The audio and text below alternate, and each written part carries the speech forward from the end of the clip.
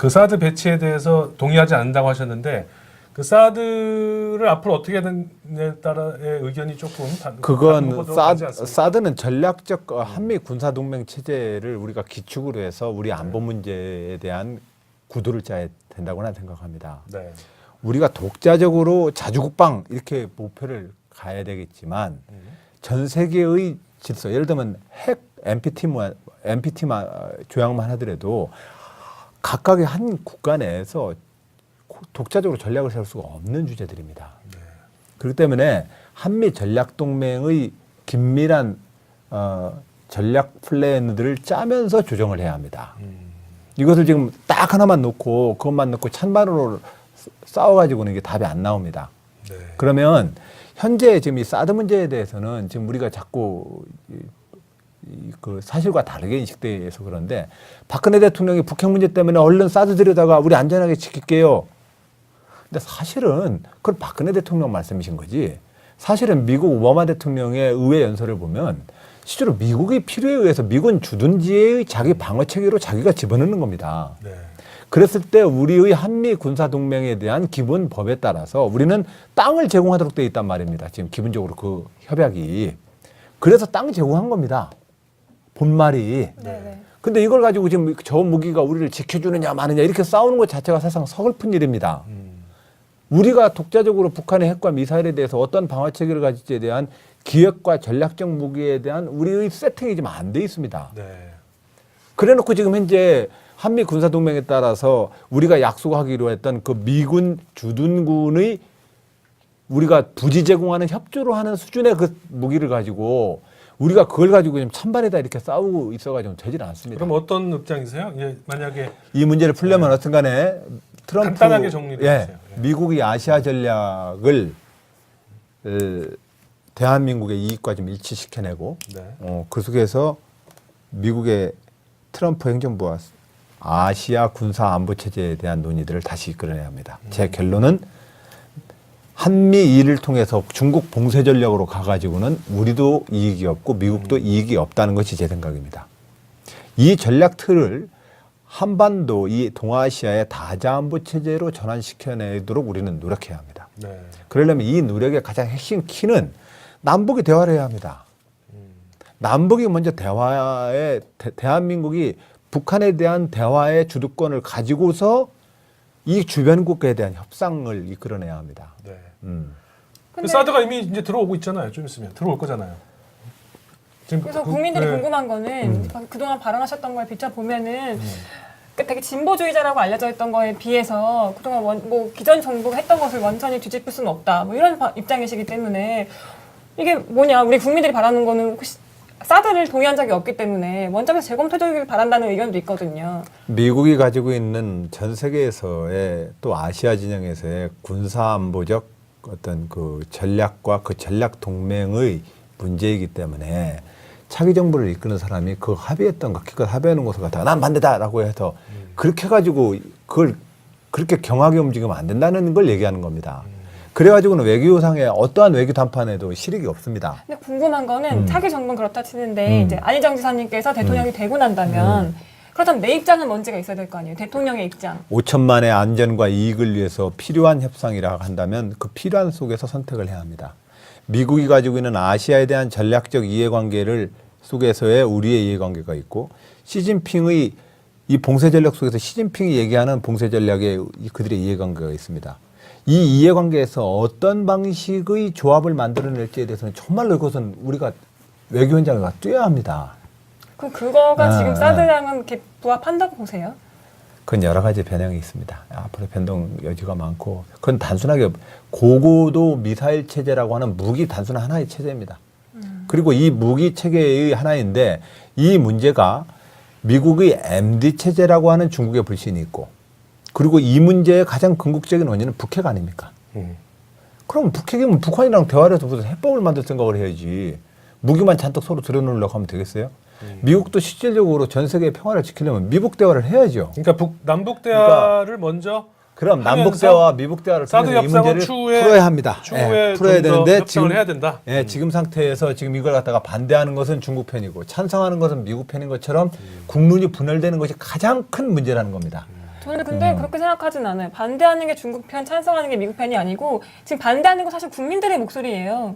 아니 근데 국민들의 목소리라고 하지만 국제 외교적으로 보면 중국의 압력에 굴복하는 한국이 됩니다. 그렇다고 국민들이 중국 때문에 저희가 반대하고 있는 건 아니잖아요. 국민의 여론도 중요하죠. 그러나 기본적으로 우리가 그 합의된 상황에서 우리가 미국과 중국의 이 패권적 질서에서 중국이 혐한령 하나 가지고도 지금 이 난리인데 저는 우리 국민들에게 너무 자존심을 잃고 사대주의 하자는 얘기를 하는 게 아닙니다. 그러나 객관적으로 우리가 국제정세에서 우리가 가지고 있는 유치관만큼은 정확하게 잊지 말아야 합니다. 그 속에서 우리의 외교 안보 협상에 대한 가장 유리한 포지셔닝을 해야 합니다. 그거고 제가 말씀드리는 것은 어떤 경우든 5천만의 이익과 안전을 위해서 저는 결정하겠습니다.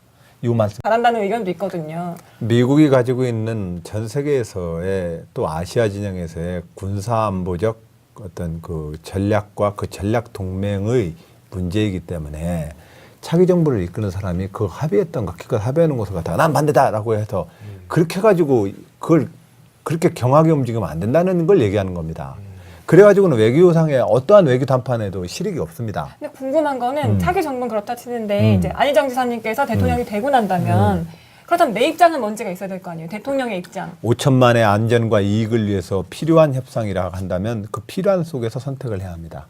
미국이 가지고 있는 아시아에 대한 전략적 이해관계를 속에서의 우리의 이해관계가 있고 시진핑의 이 봉쇄 전략 속에서 시진핑이 얘기하는 봉쇄 전략에 그들의 이해관계가 있습니다. 이 이해관계에서 어떤 방식의 조합을 만들어낼지에 대해서는 정말로 이것은 우리가 외교 현장에 가 뛰어야 합니다. 그럼 그거가 지금 사드랑은 이렇게 부합한다고 보세요? 그건 여러 가지 변형이 있습니다. 박근혜 대통령 말씀이신 거지. 사실은 미국 오바마 대통령의 의회 연설을 보면 실제로 미국의 필요에 의해서 미군 주둔지의 자기 방어 체계로 자기가 집어넣는 겁니다. 네. 그랬을 때 우리의 한미 군사 동맹에 대한 기본 법에 따라서 우리는 땅을 제공하도록 되어 있단 말입니다. 지금 기본적으로 그 협약이. 그래서 땅 제공한 겁니다. 본말이. 네네. 근데 이걸 가지고 지금 저 무기가 우리를 지켜주느냐 마느냐 이렇게 싸우는 것 자체가 사실상 서글픈 일입니다. 우리가 독자적으로 북한의 핵과 미사일에 대해서 어떤 방어 체계를 가질지에 대한 기획과 전략적 무기에 대한 우리의 세팅이 지금 안 돼 있습니다. 네. 그래놓고 지금 현재 한미 군사 동맹에 따라서 우리가 약속하기로 했던 그 미군 주둔군의 우리가 부지 제공하는 협조로 하는 수준의 그 무기를 가지고 우리가 그걸 가지고 지금 찬반에다 이렇게 싸우고 있어가지고 되질 않습니다. 그럼 어떤 입장이세요? 예, 만약에 이 문제를 풀려면 어떤간에 트럼프 간단하게 정리를 해주세요. 예. 미국이 아시아 전략을 대한민국의 이익과 좀 일치시켜내고 네. 그 속에서 미국의 트럼프 행정부와 아시아 군사 안보 체제에 대한 논의들을 다시 이끌어내야 합니다. 제 결론은 한미 일을 통해서 중국 봉쇄 전략으로 가가지고는 우리도 이익이 없고 미국도 이익이 없다는 것이 제 생각입니다. 이 전략 틀을 한반도 이 동아시아의 다자안보 체제로 전환시켜내도록 우리는 노력해야 합니다. 네. 그러려면 이 노력의 가장 핵심 키는 남북이 대화를 해야 합니다. 남북이 먼저 대화에 대한민국이 북한에 대한 대화의 주도권을 가지고서 이 주변국가에 대한 협상을 이끌어내야 합니다. 네. 근데 사드가 이미 이제 들어오고 있잖아요. 좀 있으면 들어올 거잖아요.